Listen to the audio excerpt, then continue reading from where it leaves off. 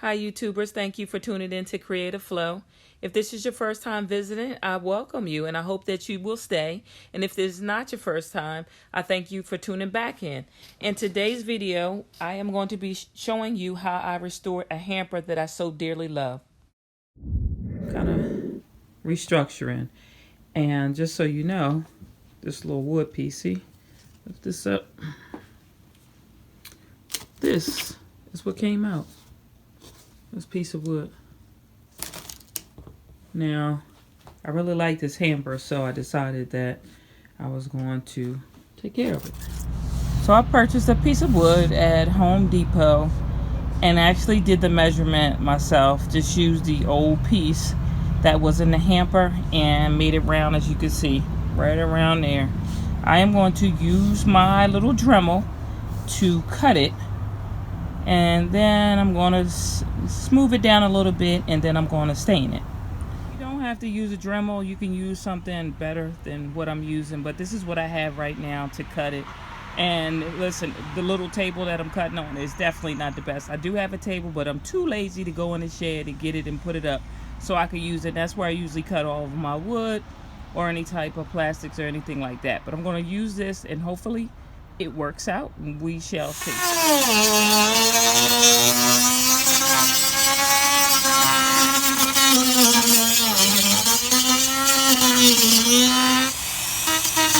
Okay, I'm on my last little bit. Yep, with my little Dremel. I know some of you that do wood cutting are probably cringing right now, but because I'm using this Dremel, but it's okay. It's working. Let's see.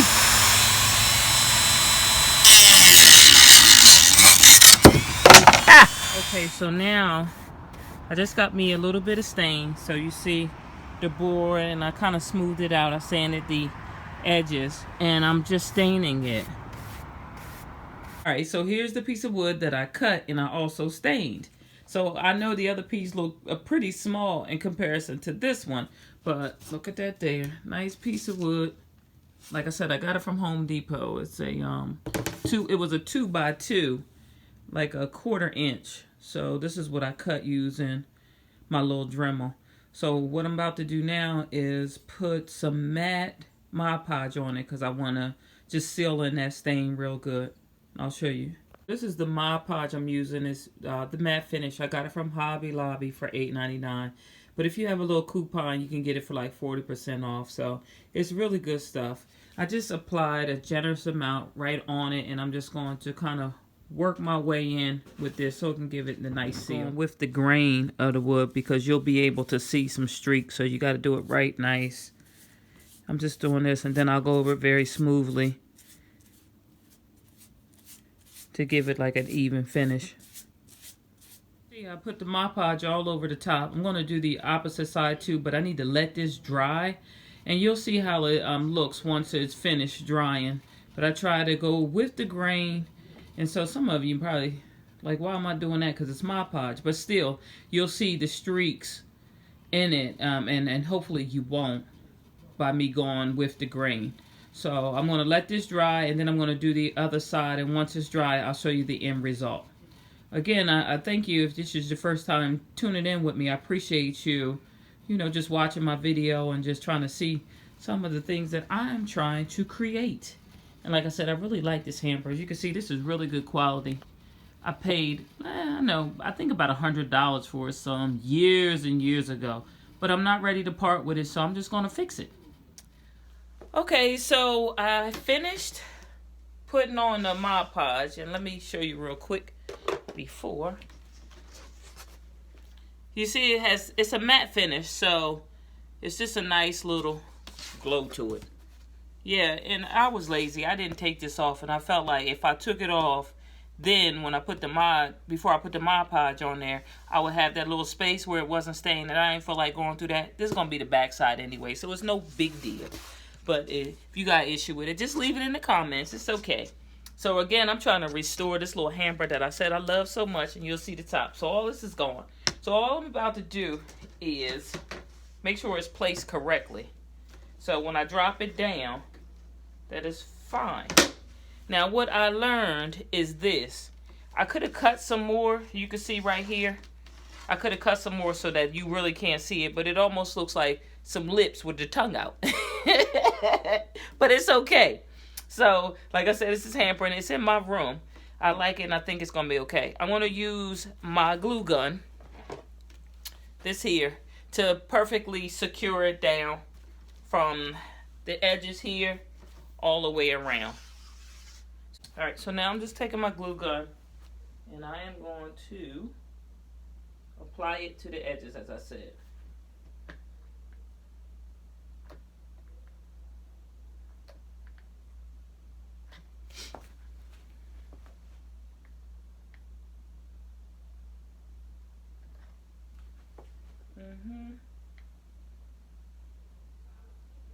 You have to forgive me because today is Saturday, so I'm really relaxing in the house. And so, not dressed up, not made up, just lounging. So you know how that is. When you craft, you don't have to be all made up. You can be. You can be dialed up as much as you want to be. But you're probably going to get messed up. Stuff all over you, so be careful. I'm trying to do this quickly because of this hot glue. Ooh, you know what? I just noticed that that's cracked. Oh, shucks. I'll wipe that off.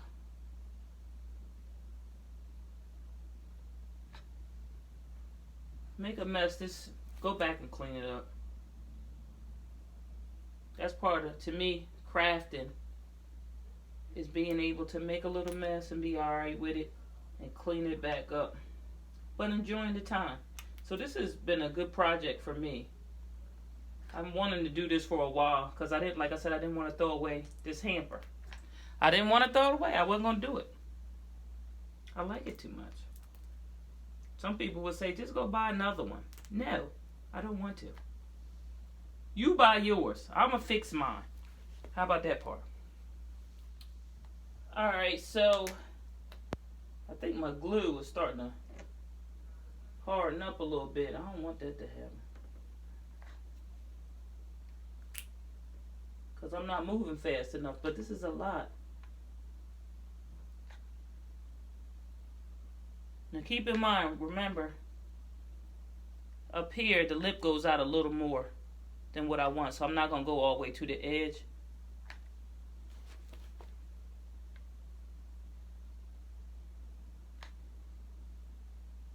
I got all kind of other videos coming up, so please, when you get a moment, subscribe. I can't even talk. Subscribe. We'll have a good time. You'll think you know me, and I'll think I know you, my imaginary YouTube friends. Oh, this is using a lot of glue. Okay, so I had to turn this around because what I realized is I wasn't moving as fast as my hot glue gun, so the glue started to dry on me before I could get it positioned on there like I want to. So what I did was take these two clamps. I got these from Home Depot. They were like $1 each. So they're really good. If you do any crafts, go to Home Depot, grab yourself a few of these. And then the dollar store also has the smaller ones. So those are really good if you're going to use them for like beading and things like that. But so I use these so that I'm going to apply now the hot glue in the crevices here so it can seal. So you see that? I don't know if you can see. Yeah, you can see that. I'm going to have to take that off because it didn't fare too well. But I'm going to seal all in here and up in here. So I had to, because I got a daggone glue gun. That's pretty good. I got this from, where I get this from? Oh, you know what? Lidl.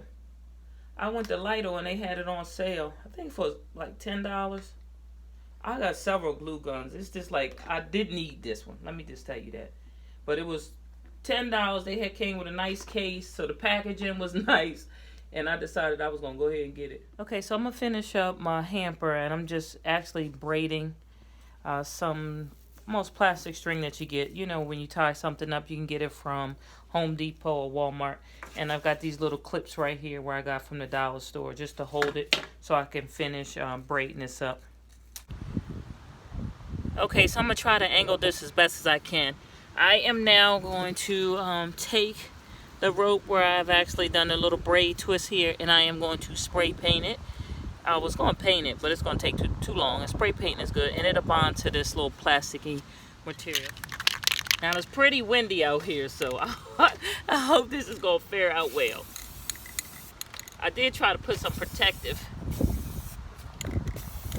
paper down here so I don't get it all on the daggone grass. So we'll see. I'm going to do this until I finish both pieces that I braided.